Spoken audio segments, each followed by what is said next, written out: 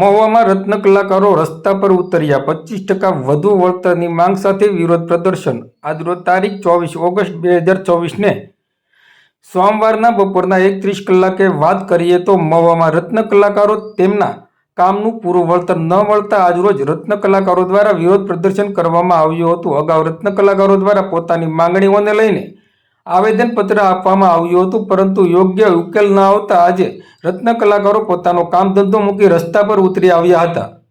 વિરોધ પ્રદર્શન અંગે જાણ થતાં જ મહુવા પોલીસ તાત્કાલિક ઘટના સ્થળે પહોંચી હતી અને પોલીસ દ્વારા રસ્તા પર એકત્ર થયેલા રત્ન કલાકારોને સમજાવી રસ્તા પરથી દૂર કરવાના પ્રયાસો કરવામાં આવ્યા હતા। રત્ન કલાકારોની એક જ મુખ્ય માંગ છે કે તેમને તેમના કામનું યોગ્ય અને પૂરેપૂરું વળતર આપવામાં આવે। પેલ, મથાળા અને તળિયાના કામ સાથે જોડાયેલા રત્ન કલાકારોએ હાલ મળતા ભાવમાં અંદાજે 25% વધારો કરવાની માંગ કરી છે। રત્ન કલાકારો દ્વારા એવી પણ ચીમકી ઉચ્ચારવામાં આવી છે કે જો આગામી દિવસોમાં વળતર પૂરેપૂરું આપવામાં નહીં આવે તો તેઓ કામ પર જશે નહીં અને કામ બંધ કરી દેશે।